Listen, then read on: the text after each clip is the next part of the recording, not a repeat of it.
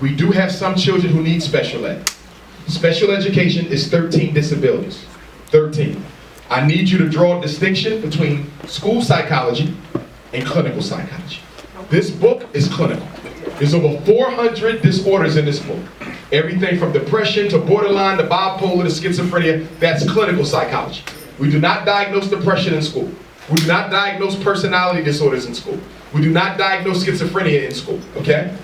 School psychology, which is special education, is 13 disabilities. And let me give them to you. Blindness, children who can't see or visually impaired. Deafness, children who can't hear or are hearing impaired. Speech and language impairment. Traumatic brain injury. Orthopedic impairment. Multiple disability. Children who are both deaf and blind. Autism. Now those diagnoses I just gave you, those are real. I don't dispute those. I dispute them being misdiagnosed sometimes. So for children who are misdiagnosed as autism who are not autistic, they might have a hearing problem, they might be mute, low self-esteem, social anxiety, trauma. They can look autistic and not be autistic. So be careful. Autism is real, but you can be misdiagnosed with it as well. Case and study, when I used to have our Boy Scout program, one of my scouts, Pan-African Boy Scouts in Philadelphia, his mom said the Chinese school psychologist. The Chinese school psychologist. What kind of shit is that? But the Chinese school psychologist said that the boy was autistic. I told the mom, I'm a school psychologist, that boy not autistic. She said, but he don't talk, he shies away from other children. I said, I understand that, but he's not autistic. She said, well, why do you say that? I said, because I'm looking at him, he doesn't fit the profile. He interacts with other kids here. If he was autistic, he shouldn't be interacting with them here. So check this out. We take them on a trip to the Philadelphia Zoo. Never forget it. His mom came. This boy who never said a word, and I was adamant he was not autistic. Guess what he does? We get to the zoo. I don't know what it was about the animals. That boy lit up like Martin Luther King. Led the whole group to the animals, broke the animals down, what they eat, where they sleep, what to do. Come on, y'all, hurry up before we miss this and miss that. And the mother said, oh my God, I said, I told you that boy wasn't autistic. Sometimes the best thing you can do is wait and see. Stop being in a rush to get a label. Black people are so label hungry. I need to know what this is. I need to know what this is. Well, it might be too early to see what this is. For example, whenever I get requested to evaluate a child who's in the 4th grade or younger, red flag automatically goes in. You know why? Because they're just starting. They're babies. This might not be a learning problem. It might be a learn differently problem, or it might be what I refer to as the 14th disability, ABT. What does ABT mean? Ain't been the hell taught in the first place. Are y'all following me? He ain't got a reading disability. He never been taught how. She ain't got a math disability. She never been taught how. The schools don't want to hear that because they don't want to blame themselves. See, if the school accepts that the reason your child can't read is because of us, they're required to use some of that Title I money to get your child a tutor and teach them how. But if they can convince you to let them put them in special ed, they don't have to spend any money, but they will get it. Do y'all see the difference? Yes, sir. Now, anytime the child is in 4th grade or younger, you want to think twice about getting them tested because it could be a false positive, it could be a false negative because they just started learning. Kindergarten, that's crazy. Why are you getting your child tested for a learning disability in kindergarten? Is it legal? Yes. Legally, you can diagnose a child with a learning disability as early as 3 years old, legally. Well, who the hell would do something that foolish? If your child is just now starting kindergarten, why are you looking for special ed this early? Do y'all understand that most children in special ed today, because of the new laws, will not get a regular high school diploma when they graduate? Let me say that one more time because the school ain't going to tell you. If your child is in special ed, there's a significant chance that they will not get a regular high school diploma. Now some of y'all saying, well, wait a minute, Doc, because I remember back in the day when I went to high school, kids who was in special ed automatically got socially promoted, even though they didn't know nothing, and they still got a regular diploma. You are correct. But all that went out the door with no child left behind. All that went out the door with George W. Bush. And if your child is in special ed right now, I want you to understand that you might be setting them up for the school to prison pipeline. They don't get diplomas, and the principal not even going to tell you. You know what's going to happen? Your child going to graduate, walk across the stage with a cap and gown, and then you're going to go to the office to pick up the high school diploma, and you're going to open it up, and it's going to say Certificate of Completion. And you're going to say, what in the hell is a Certificate of Completion? Certificate of completion is a piece of paper. It is not a legal document. It is something the school makes up on Microsoft and prints out to make you and your child feel that he didn't totally waste his time. If you get a certificate of completion, no college, no trade school, you don't even get into the military, although I don't want to see your children there, it shuts them out of life. So special ed is no longer the social promotion, get a free high school diploma program it was up until 1990. Now, you end up in special ed, you may never get a diploma. They're not going to tell you, because if they told you that, you ain't putting them in. And they want that money. Special ed is an economic stimulus package. So, you should think about what you're going to do. If you do get your child tested and you don't agree with the conclusion of the evaluation, you always have a right to a second opinion. Remember that. It's called an independent educational evaluation. If you're taking notes, you want to write that down. Independent educational evaluation. So let's say I get my daughter evaluated by Sacramento public schools. School psychologist said your child has a reading disability. I say, I don't think my child got no problem. I think she's never been taught. I write a letter to the principal, Principal Johnson. I'm in receipt of the psychological evaluation. The school psychologist concluded that my daughter had a reading disability. I don't agree with it. I don't think my daughter has a reading problem. I think she simply hasn't been adequately taught. I am requesting an independent educational evaluation, which is my federal and state right as a parent. I understand that I have a right to choose any psychologist I want. I need y'all to hear me. You have to find a California state certified school psychologist. They must be school certified.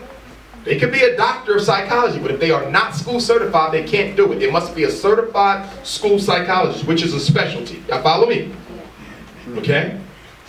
And you find your own psychologist, they test your child, and the school district pays the bill. That's the law. I do them all the time in Pennsylvania. You gotta find out somebody out here who y'all can trust. Y'all got any black school psychologists out here? You know one? They might be black, but they ain't black. Okay. But that's what you need. We need a gorilla out here. We need an Umar out here. Say, bring him to me, I'm gonna knock it out. In Pennsylvania, they already know who they're gonna get. So whenever a black parent asks for IE, they just call me up. Yeah, we sending you one. Because they know that's just how it's gonna go. Now let me tell you what they're gonna do, because this is what they do to get around me in Pennsylvania. They give you a list of approved school psychologists who you can choose to do the independent educational eval. Remember policy versus law? That's their policy. The law says you choose who you want. So what would happen with me in Philadelphia, Chester, and other school districts like that, Lower Marion where Kobe went, I did a lot of work there, a lot of racism in that high school. No wonder he married a white woman. But anyway, the thing about it is you can choose your own person. Don't let them tell you got to choose off the list. First of all, if you take somebody off the list, you know they're going to sell you out. If their name is on the school district paper, you know there's a pre-existing relationship. Run away from that. And speaking of pre-existing relationships, most of the time our kids are put in special ed on pre-existing relationships. What am I talking about?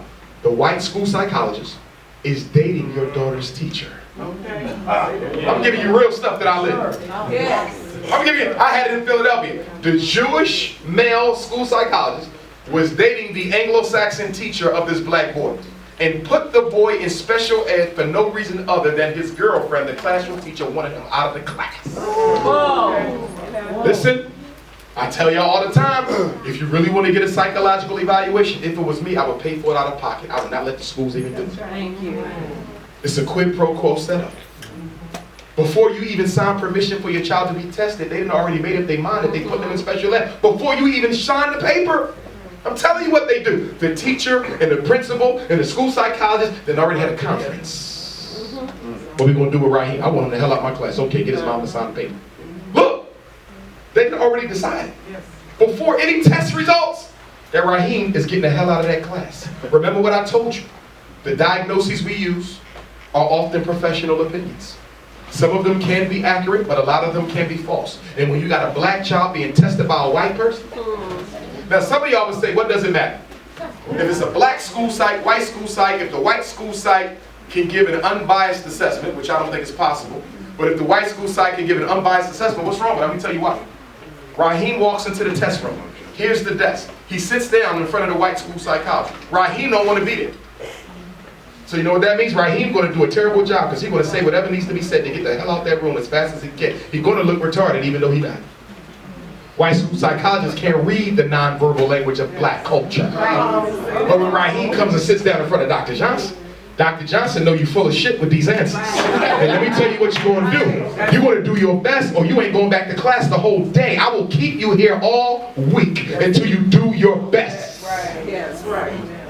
And then we find out Raheem is mentally gifted. Look at that. I don't play with the kid. Kid come to me, this is what I tell him. Now if I'm not sure, I don't say this, but when I know what's going on, I bring it right to him. Do you want to be on a slow bus? You sure? Why am I with you for? Because somebody think you slow. Your mother sent a letter to the school saying that you need to be tested because she think you got, wait a minute, that mean I consider, yes. You want to sit over there with them? Nah, that ain't cool. Then you know what you got to do? It's all up to you. It ain't up to me. I'm going to give you these tests. How you score is going to determine whether you stay in the class you in or go into the special class. I don't lie to them children. I let them know what's at stake. You think the white side gonna do that? No. I tell them up front, they think your ass is retarded. Are you? If you're not, then you better show it. All right. I don't play with them. I tell them the truth. Come on. Yes. My friend who's a psychologist for the Northborough School District, he told me exactly what you said. Yes. He's a man.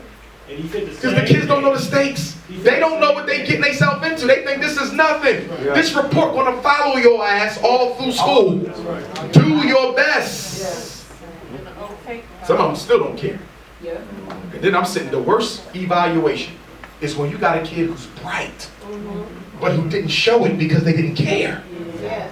And now you gotta somehow write this report in a way that says we can't rely on these results. Right. Now, to me, that's very easy to understand. Black kids ain't interested in education, a lot of them. Let's deal with that for a minute. Yes. When people talk about the cultural biasness in the IQ test, I want to demystify this. Because I'm getting sick and tired of people talking about white kids must be smarter than black kids because the average white IQ is 15 points higher than the white kids and has been that way since we started testing them. So if black kids are not the intellectual inferior of the white kids, why can't the black kids do as well? Well, let's look at this. First of all, the tests were designed by racist-ass white people for the benefit of white kids. That's number one. Number two, when you standardize the test, you use mostly white children. So since white kids are the standard group, that means they're going to do better than everyone else anyway, because the test was tailor-made for their privileged asses. Okay? That's number two. Now let's go to number three. On the IQ test, you got 5 scales. Most of us, when we talk about an IQ score, we're talking about the FSIQ, Full Scale Intelligence Quotient. Okay? But I need you to understand that that full-scale intelligence quotient comes from 4 other indexes. What are those 4 indexes? Processing speed. How fast your child can execute a task accurately. That's universal. Black, white, and Chinese, kids do equally well. The next one is WMI, Working Memory Index. How well your child can hold information in their mind and use it and execute it, like you do with math or reading comprehension. It requires multi-step. Working memory. Black, white, or purple, they do equally well. The next one is nonverbal reasoning. How well your child can solve problems for which they had no previous learning or experience. Puzzles, blocks, designs, matrices, those kind of things. Tic-tac-toe stuff. Black, white, and Chinese, children do equally well. But then there's one more. VCI. Verbal, verbal, verbal, Verbal Comprehension Index. That's where the racism hides. What is verbal comprehension? It's your child's ability to understand the words and concepts that white people use on a daily basis that ain't got shit to do with being intelligent or not. So then you ask the question, well, Dr. Umar, if the verbal comprehension index is racist, why don't they just get rid of it? Are you crazy? If I take that out, guess what might happen? The black kids might start scoring higher than the whites. How in the hell are you going to have a racial society based on white privilege where the black kids outperform the white kids on the IQ test? Now you got a problem. You know why? Because if the average IQ score of a black kid in Sacramento is higher than the average IQ score of a white kid in Sacramento, how do you explain why we only got 2 or 3 brothers working on a medical doctorate at UCLA? How do you explain two sisters in a law program at San Diego State? If you even the playing field of the IQ test, you upset the social order. The tests were designed to justify exclusion to opportunity. And they got y'all going crazy over a test. They got to take the state test. They got to take the CAT test. Do you realize that they didn't already standardize these tests? Standardization means we didn't already tested the test before it got tested to your child. They already know how the black kids are going to do because they did it in standardization. No test does your child get for the first time. Now, your individual child may have gotten it for the first time, but black children in Sacramento were already given the tests during the standardization, and the test people got a pretty good idea of how they're going to do because they tested some already. Are y'all following me? Yes, sir. So stop letting people play games and make you think that when this test came out, we don't know how the blacks are going to do it. We don't know how the whites are going to do it. We guess the teachers prepared them well, and then the results come back, and they're talking about half the black kids was below basic. They knew that shit already. The purpose of testing in a white racial society is to justify exclusion to opportunity. Do you realize the IQ test doesn't tell me how bright your child is? It only tells me how he thinks, which is important for my work, but it doesn't tell me how bright he is. See, white folks are what I said earlier, masters of definition. They define IQ in a certain way. Who's to say it can't be defined in another way? Remember, brothers and sisters, 99% of all school psychologists, the people who test for special ed, I happen to be one, 99% of us are something other than black. 99. School psychology has one of the lowest black representation rates in the country. There's few professions who can say we have less than 1% black. You think that's a coincidence? That's by design. Because if you start adding more blacks to the school psychology pool, less kids will qualify. That means the money go down. Now let me ask you another question since we're talking about testing. What is the relationship? What is the correlation between your child's IQ test and their ability to finish high school? What is the correlation between your child's standardized achievement test or SAT score and their ability to finish college? What is your child's GRE score relationship with their ability to finish grad school? What is your LSAT score? How does that relate? What is the correlation between your LSAT score and your ability to finish law school? What is the relationship between your MCAT score and your ability to finish medical school? Are you aware that the correlation of a test and your ability to successfully complete a program is almost zero? You don't have to believe me. Do your own research. I specialize in this, but I know you're hearing it for the first time. Some of y'all are going to say, there's no way in hell he's telling me the truth. You're telling me that every test that they give our kids has zero predictability. Yes, I am. Every last one. So Dr. Umar, if the tests are totally useless, if the tests don't tell the schools how well the child is going to do down the road, why do they give them? I just told you. To justify why white kids get all the good jobs and black kids get none. The test is a real good way of looking scientific when all you're doing is being racist. Right. In other words, let me make it real plain for y'all. The test is the new Jim Crow sign. 50 years ago, they'll hold up a sign and say, whites only. Today, they hold up a test score and say the same shit, whites only. You don't get a certain LSAT score, you can't come to Harvard Law, you can't come to Yale Law. But a black kid says, well, wait a minute, Dr. Johnson said that my LSAT score has nothing to do with whether or not I can finish your program. We know that, but so what? It's about letting the whites in and keeping the blacks out. The tests are designed for the white kids to pass them. We once had a psychologist who got tired of that, a brother. He decided to make his own test. He said, I'm getting tired of these culturally biased racist tests. So he came up with an IQ test for white kids. He called it the Black Intelligence Test of Cultural Homogeneity. Bitch 100. Black Intelligence Test of Cultural Homogeneity. Bitch 100. And he went to the white folks and said, you know what? Since you want to keep calling our kids retarded, give the white kids this black-based test. And let's see how retarded they look. Okay. And what is the name of your test, sir? Bitch 100.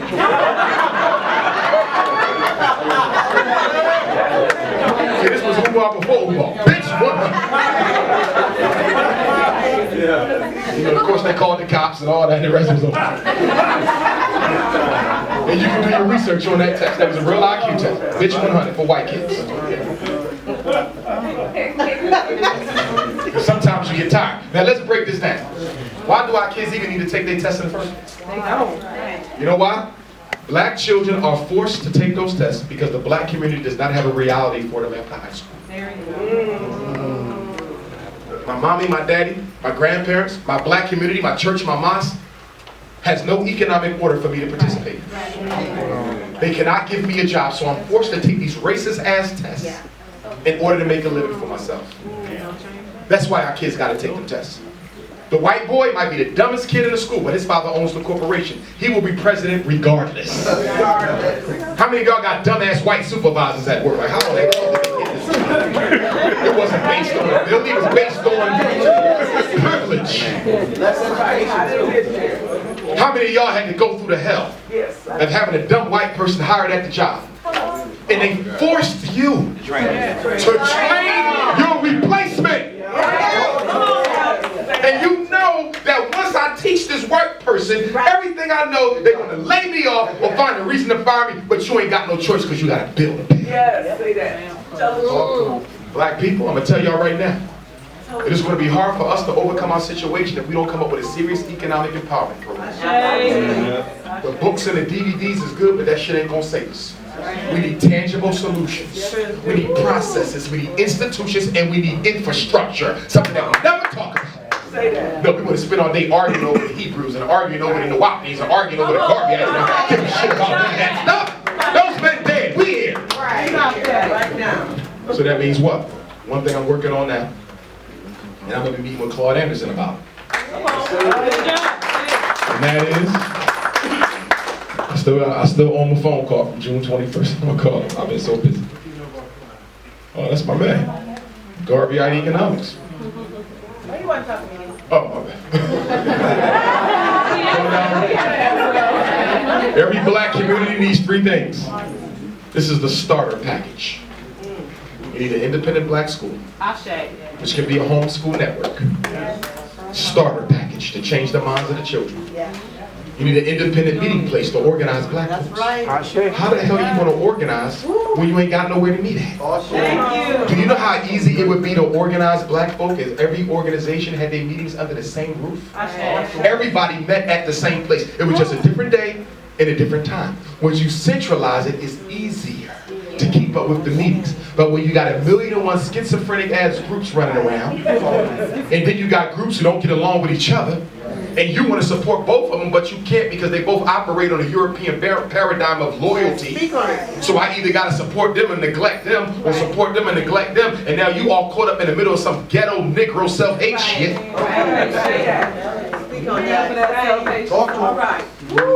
And the third thing we need is an independent black Sacramento credit union. We got to put our money in the same place. We got to put our money in the same place for the benefit of other people's experience. Just like these young children are going to be able to criticize and analyze us 20 years later because they have the benefit of our mistakes. But with all these black leaders we got running around America, ain't nobody talking about no black banks or credit unions. I'm getting sick and tired of this damn donation culture. Ain't you tired of the donation culture? Every time we need something, we gotta pass the damn hat. My school, we gotta pass the hat. Pass the hat. What's up with that? Why we never got out of that? I'm gonna tell you why. Because we got pimps in the community. Already pimps. And under a donation culture, that's exactly why I asked you to count the donation money last night. Under a donation culture, the collector can steal some of that money. And nobody would know because it's unaccounted for. Are y'all following me? So if I am a pimp, I love the donation culture. Because before I donate that money to the bank, I get to cut off whatever I want to take from it on the tip. But if I have a credit union or a bank, it's hard to skim off the top because everything has a transaction record. When you have 2 and 3 people signing every check, 2 or 3 accountants checking every book, counting every penny, it's hard to scam. We need a credit union for no other reason than we are not going to get the type of economic support we need from America's banks. That's right. Talk. Bank of America ain't giving you a damn dime for no business. Nope. They don't know. Wells Fargo ain't giving you shit. Not at all. And I don't want it. JP Morgan ain't giving you nothing. And why is it that Asians can come to America and do better than black folks? Right. Why is it that Arabs can come here and buy up 10 gas stations? He only been in the country for a week. Right. And then the white man gets on CNN and say, you see, black people are lazy. These Chinese people only been here for 1 year. We're going to do a whole cover story on this Chinese family who came here and pulled themselves up from the bootstrap, and now they earn 10 dirty grease joints instead of 1. And only... In our neighborhood. What they don't tell you is those hard-working Chinese people showed up in Sacramento with a line of credit from the Bank of China. Wow. They don't tell you that them Arabs came to America and got a $1 billion loan from Wells Fargo in 10 minutes. That's right. The same people who routinely discriminate against blacks will give a so-called non-American money to pimp and rape your community blind. Yeah. The reason black people are in the condition we in is not because we're lazy. Some of us are, but most of us are not. Most of us working 2 and 3 jobs. How the hell can you be lazy? How the hell can you be lazy when it's hot outside? I see a brother with 2 big cases of water, ice water, standing in a hot-ass intersection from sunrise to sunset, selling for $1. What the hell is lazy about that? Thank you. Nothing. But they want you to think it's because of your habits. Because the reality is black folks stay deinstitutionalized because we don't get access to capital. Right. The Chinese get capital. The Arabs get capital. The East Indians get capital. The white man can go to any bank and get whatever he wants. He want to open up a Walmart, $5 million, no problem. Let your ass go try to get $5 million for a Walmart. They might call the cops on your ass and say they need a psyche valve. Coming in here for $5 million. So here's the question, black people. If we're not going to get the capital we need to build the institutions we require from the system, we have to be our own economic stimulus package. And that's why the credit union is necessary. In this room right now, we have about $500,000 in annual income. Some of it legal, some of it illegal.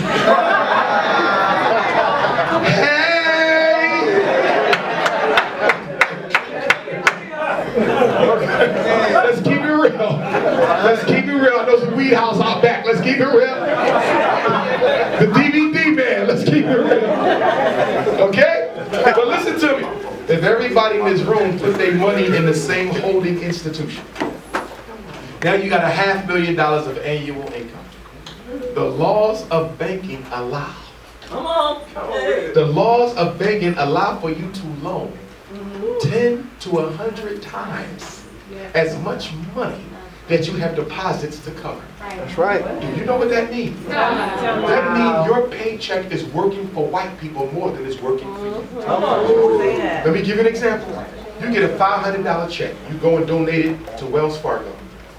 Off of your $500, they can loan $50,000. Yes. So let me ask you a question.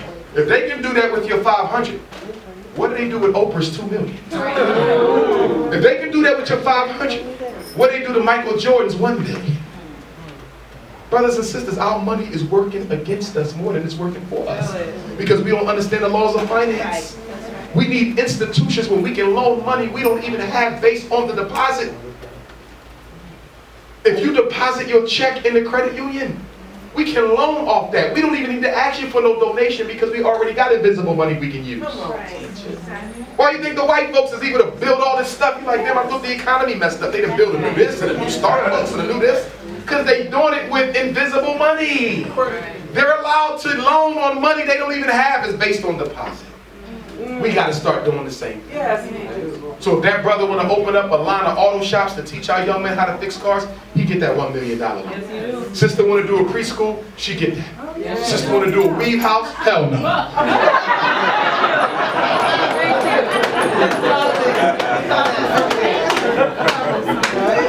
So we got to have standards to this shit. No, I'm serious. Because I'm scared about that. Black folks get on the ball economically, some of us gonna get even crazier than what we are now. So you gotta have some rules to this shit. You don't buy nothing that is working against the best interests of black folks.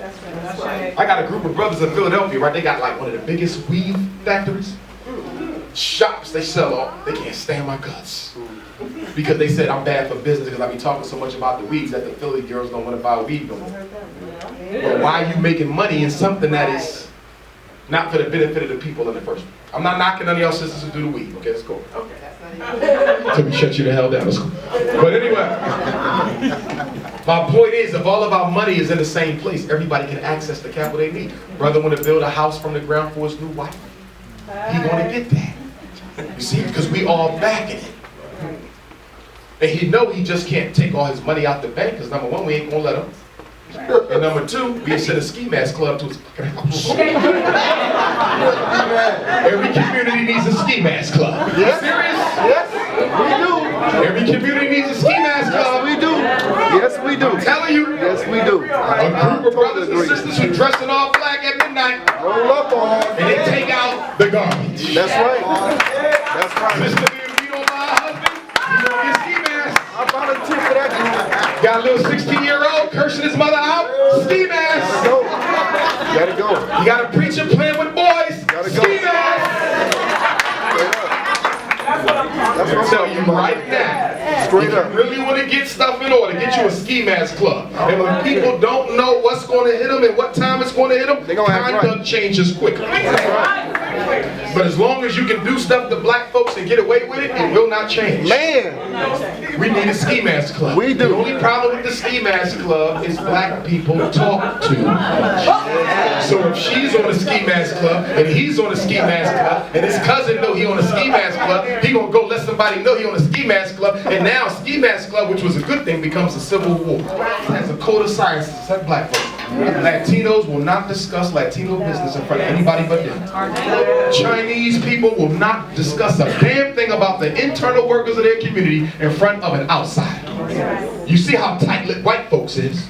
But black folk, we talk about everything, just nonchalant in front of everybody. We got to stop doing that kind of stuff. Right now, I'm investigating the process of doing a credit union because we need one everywhere. Now, from what I understand, and I'm still getting the information, in order for us to do a credit union, because we need one in every city, you need $500,000, or is it $250,000? It's either $250,000 or $500,000. $250,000. It's $250,000. That's not a lot of money, y'all. Think about that. $250,000. We got more than that in this room. And the beauty of the credit union, all you got to do is deposit your money. You can take it out and spend it. You can take it out. All we need is to be deposited so we have it credited so we can do what we need to do. No more donations. How would you like that? No more donations. Right? Now here's the thing. They got to be totally transparent. One of the biggest issues we've had in the past is leaders who would take money and not give an account for how they spend it. The good thing is that the credit union is a corporation where you got to have a board of people. Yeah. But those people on that board got to be Gotta chosen be very solid. wisely. Straight up. That is not a popularity contest. No bourgeois Negro should be on that board. It should be straight up grass folk who do not have a history of misappropriations. Right. Y'all feeling me on this? Yes. And that's how we pull ourselves up. But I'm going to tell y'all right now, this is a very dangerous undertaking. Because when you talk about black economic empowerment, do you understand how many people you're about to put out of business who don't look like you? Everybody. Korean, You gotta worry about Chinese. COINTELPRO? How about the mafia looking for you? How about the Chinese mafia looking for you? Yakuza. What about the Arab hit squad? My people have made millions of dollars off the black community, and now it's all being threatened by some self-empowering Negroes in Sacramento. In case y'all haven't heard about our brother, Lucada, in DC, y'all haven't heard about him. No. He was found dead last week. What? He was the former treasurer of Washington, D.C., who started working towards a credit union platform where he can organize all the black communities in America. Former treasurer of the District of Columbia goes into building the credit union. They found him dead a couple days ago and called it a suicide. Wow. They killed him. They killed him because they'll let you talk all that black shit. They don't care. Lucata. Lucata or Lucasa, L-U-K-A-T-A or Lucasa, L-U-K-A. Google search, former Washington and D.C. treasurer found dead.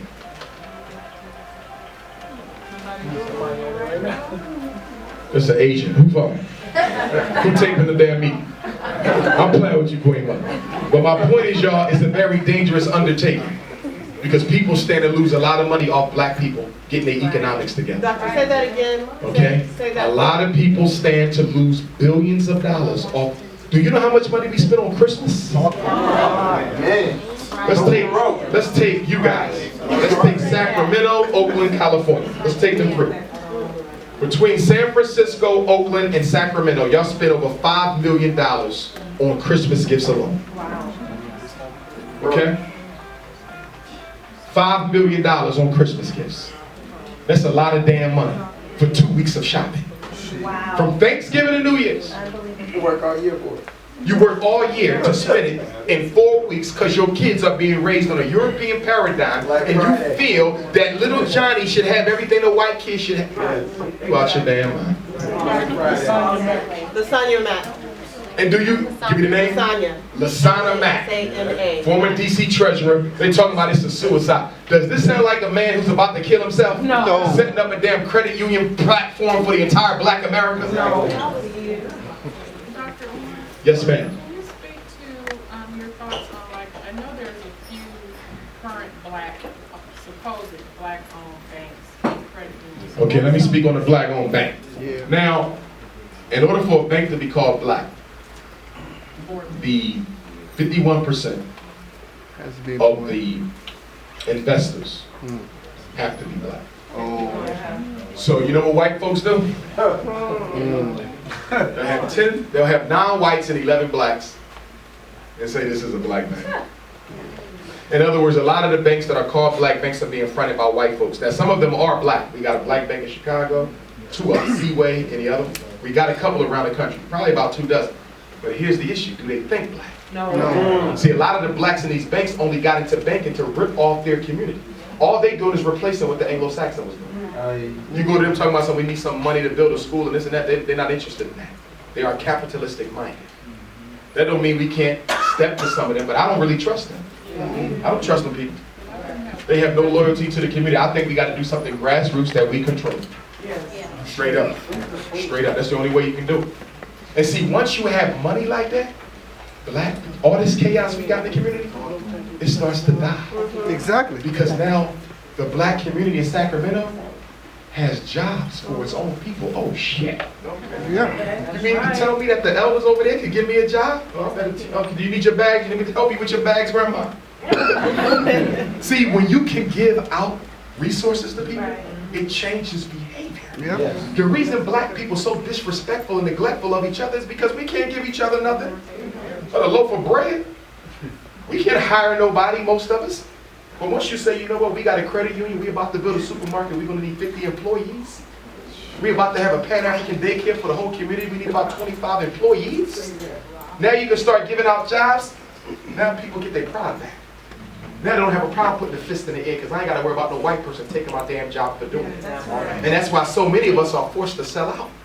Because you got to choose between paying the rent for your kids or looking out for the greatest struggle.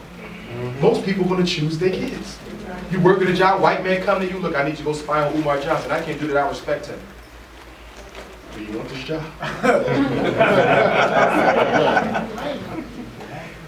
Until we are economically independent, it's going to be hard to get anything done. That's why we got so many sellouts, because we can't hire nobody. A sellout don't care when they sell out black folks, because what was you going to do for me anyway? See, with most people, their sellouts are the dregs of their community. But for black people, our sellouts are the most educated, the most well-placed. We get sold out by the best of our people, not the worst. Right. Most people get sold out by the worst. We get sold out by the best of our people. The first time you put a sign out there talking about we giving our livable wage jobs with benefits, you have so many damn people coming in this door, you have to give out tickets. See, it's because you have nothing to give them. Once we can put our young men to work, they come to every study group meeting you want. See, what did Marcus Garvey, Elijah Muhammad, Noble Drew, the Black Panthers, all these groups, ideologically different. But what did they all have in common? They was able to provide the people with services and needs. They gave out jobs. The Panthers gave out health care. See that? Marcus Garvey had colleges, universities. They had services. We don't have nothing. And then we wonder why people keep going to the church. The church will always win as long as the church has more of a service than everybody else. Listen, if my family is hungry and homeless, here's the church, here's the Black Power community. If I go to the church, yes, the pastor's a pimp. He might even be a pedophile, but guess what? He will get my family some food for the night, and he will find me a shelter where we can sleep.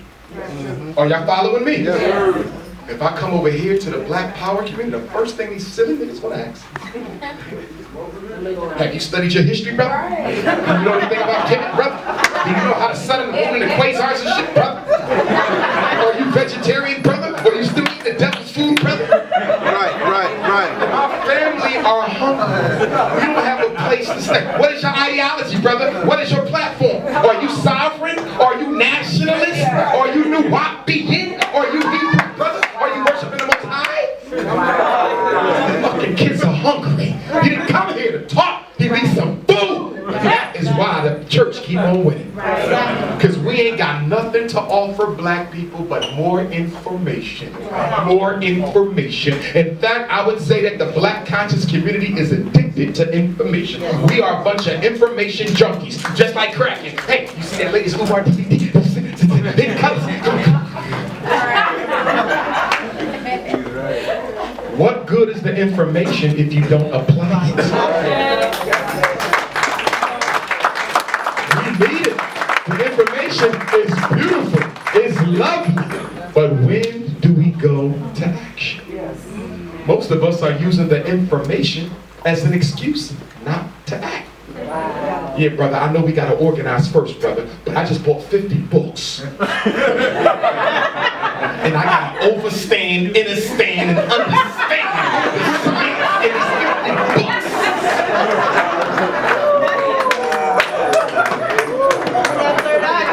Do you know what I mean? Do you know how long it would take me to read all the books in my personal library? Right. In fact, some of you just like me. I got over 10,000 books. I can't read all my books before I get any damn work done.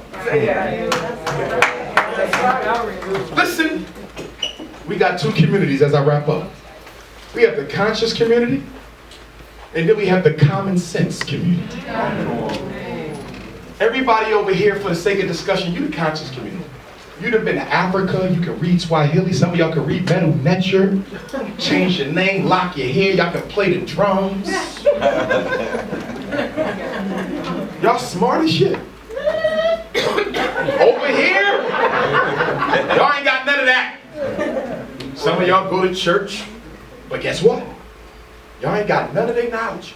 But you got the common sense to know that we got to save ourselves. You got the common sense to know that these are our children, and if we don't make a way, won't be none. Guess who ends up getting the most done? See, over here, y'all going to spend every meeting fighting over ideology and whether you should eat tofu or not and shit like that. You see? They don't have them schisms over here. And that's why the black church has been more progressive than most black organizations. Because we so smart that we don't think we got to do any work. Harriet Tubman, Frederick Douglass, they didn't know what you know. Look at Harriet Tubman. She didn't know the sun, moon, and stars. She couldn't give you all the pharaohs to Kemet.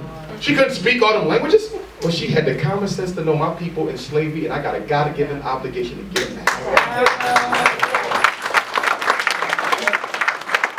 So if you ask me, I'm not looking for the conscious brothers. Nope.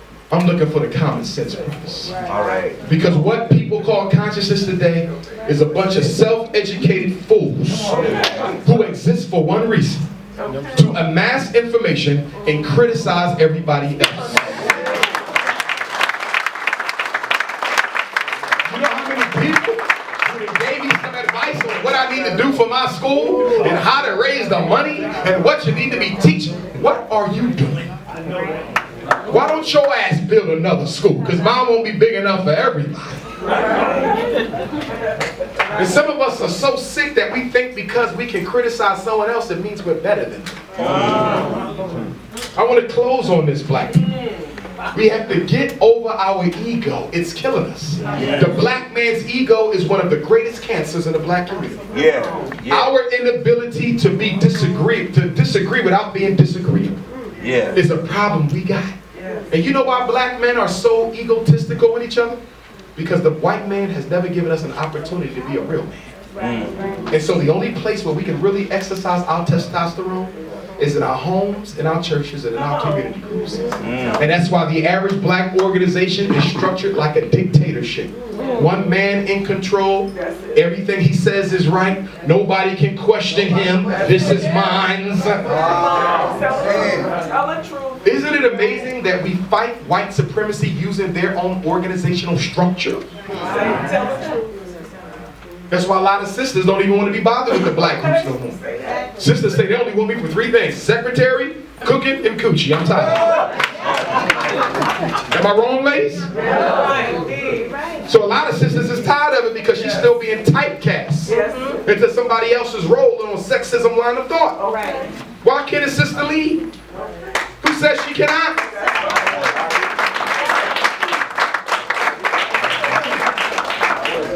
And don't let her disagree with the leadership. You challenge President who? You challenge Chairman who? You challenge Grand this and Grand that and sheiks and all this shit. They come at you, sister, know your place. So the black woman is tired of that. And the brothers is tired of it too. Serious brothers. You come to a meeting to try to get something done, and it always turns into an ideological pissing contest. How did we get on your ideology? Because I thought we was here to talk about doing something for the people. All these chiefs are not enough Indians. Everybody want to be a damn leader. A leader of this, a leader of that. And then you got the damn conscious scholars. Most of them ain't doing shit. But running their mouth like it's a damn rap concert lecture circuit. I'm just going to be honest with you. Elder scholars included.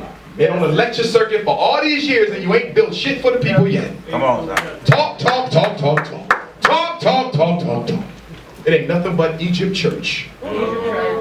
Conscious church. White supremacy church.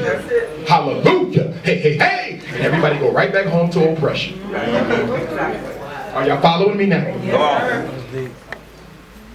What's the definition of oppression? Oppression is the inability to look out for one's own destiny. We're being totally dictated to by our oppressor class. But brothers and sisters, I want to say this as I close. I think one of our greatest contradictions in the past is not marrying our spirituality to our revolutionary struggle. I think one of the paradigms we have to shift here and now is we have to marry our God consciousness to our racial consciousness. Okay. When you study most of our organizations, they were out of balance. They were all political with no spirit, or all spirit with no politics. You need both. So yes, I will tell you to go home tonight and pray your ass off. I'm going to tell you to go home and call on your ancestors. Remember, brothers and sisters, in our culture, our ancestors are our angels. We say that our ancestors sit at the feet of God. Our ancestors are our first line of intervention before you call on anyone else. We call on our ancestors as servants of the Most High. But most of you don't even know your ancestors' names.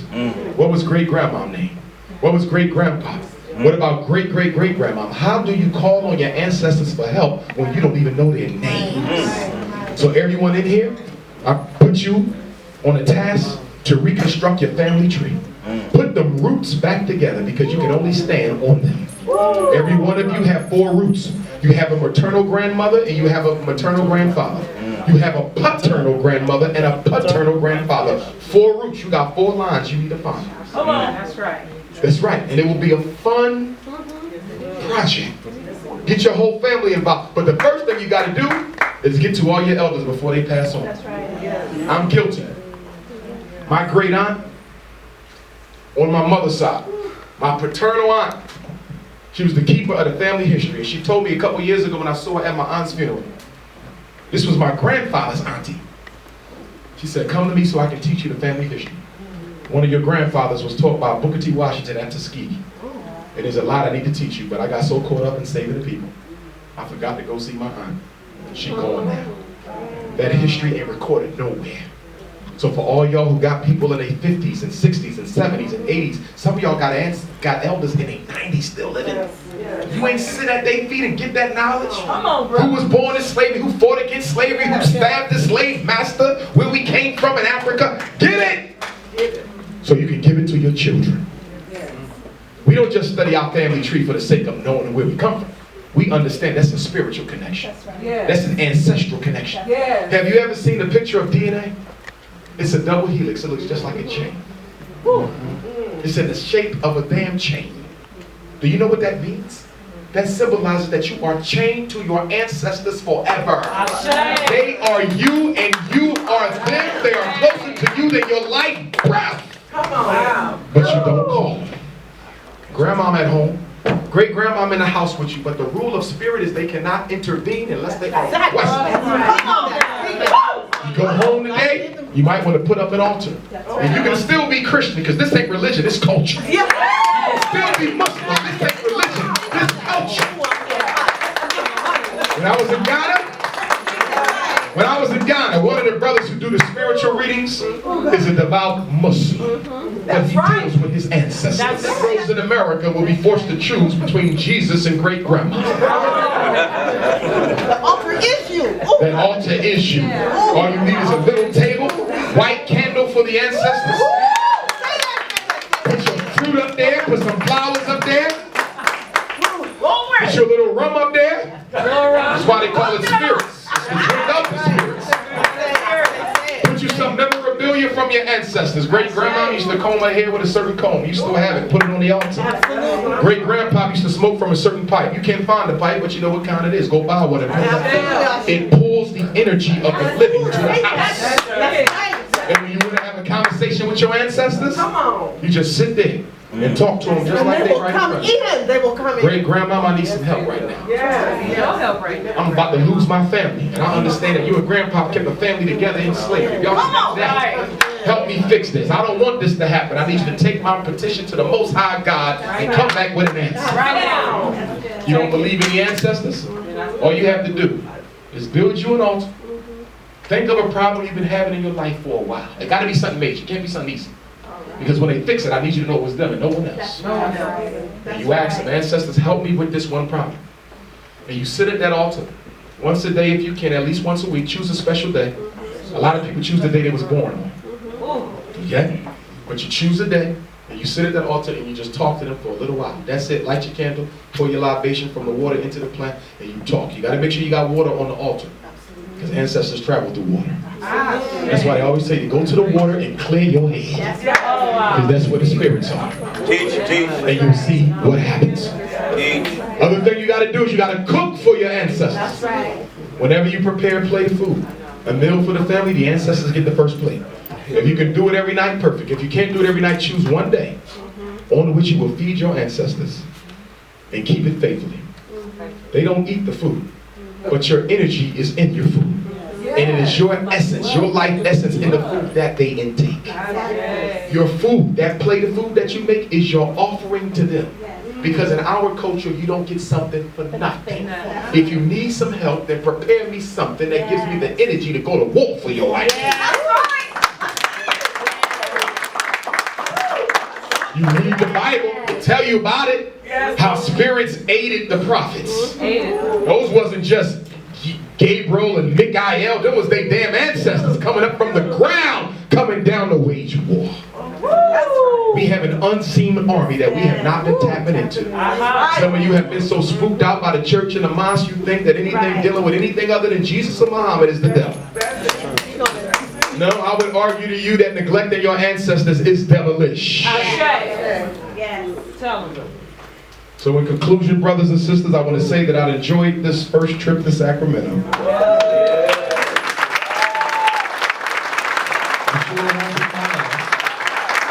I hope you enjoy you as much as I enjoy you. And I want to leave you with a quote from my ancestor, Frederick Douglass, who said, if there is no struggle, there is no progress. Those who profess the favor of freedom and yet deprecate agitation are men who want crops without plowing up the ground. He said they want rain, but they don't want to deal with the thunder or the lightning. They want the ocean, but scared of the roar of the waves. Whoa. He said the struggle we have might be moral, or it might be physical. Or it might be both moral and physical, black people, but it must be a struggle. He said, for 20 years I prayed on my knees to God for freedom. But the good Lord gave me no freedom until I got up off my knees and started praying with my feet. He said, men may not get everything they pay for, but we must certainly pay for everything that we get. And the oppression that we suffer will continue until it is resisted with words or with blows or with both. But he said, power concedes nothing without a demand. It never did, and it never will. The man who is whipped the easiest will always be whipped the most. He said, if a man is laying on his face, don't help him up to his feet. You leave him on his face until he's man enough to stand up on his own too. Because if you pick him up and he ain't ready to be a man, he's gonna fall right back on his face. So what you thought was help was only a hurt. Brothers and sisters, Queen Mother Harriet Tubman, after all them years of helping our ancestors escape from slavery to freedom, and believe it or not, she even helped some of my ancestors escape from slavery to freedom. Some of the Bellies down there in Talbot County, she assisted them. I just got some recent information. We're doing research now. They think that Frederick Douglass and Harriet Tubman may have been cousins because they escaped one county away from each other from slavery. They were made good friends throughout their entire life and never got married. So some people think that they were relatives whose ancestors got off the same boat. So I'm gonna wait. But Lord help me if I'm related to her too. Good God, I'm gonna kill me some white supremacy. With this damn body. Don't tell me Mother Moses with this damn body. You ain't seen. But after all them years of doing what she did, Queen Mother Moses was sat down. My Lord. And for those of you who are interested, every 4th of July, I read my ancestor Frederick Douglass's 4th of July speech. And I read it where he read it, in Rochester, New York. And we take a pilgrimage to his gravesite, and then we leave his gravesite and go up to Troy, New York, and visit Queen Mother Harriet Tubman's gravesite. So if you're interested in that, mark your calendar for 4th of July. Not no chicken wings and pig's feet and shit. We're going to go up to Rochester and pay respect to two of our greatest martyrs. But when Queen Mother was interviewed, they said, were you ever scared? She said, never. She said, God gave me this duty, and I refuse to forsake it. They said, well, were you ever almost captured? She said, several times. But whenever that happened, I would get on my hands and knees and pray to Almighty God. And whenever I put my faith in the Lord, He rescued me each and every time. They said, well, what if you would have been captured? She said, well, if I would have been captured, I would have accepted that as a message from my Lord that I have done my duty. And I would have went to paradise and I would have asked no questions. They said, you have any regrets? She said, just one. Out of all my years, just one regret. He said, what was that? She said, I freed hundreds of slaves, but many of them didn't want to go. I could have freed thousands more. The problem was, they didn't even know that they were slaves. Nat Turner, the father of Black Revolution, who was assassinated on 11/11. When Nat Turner was captured, and a white man came into his prison room right before he was hanged. And he said, why did you do this? And Nat Turner, who started his revolution on August the 21st, my birthday, in a town called Jerusalem, Virginia. Nat Turner looked at that white man, and that white man said, if God put you on this mission as you claim, hasn't your Lord failed you? Because after all, you have been captured, and you will soon die. And Nat Turner looked that cracker dead in his face, and he said, even Christ had to be crucified. Brothers and sisters, no retreat, no surrender. Thank you very much.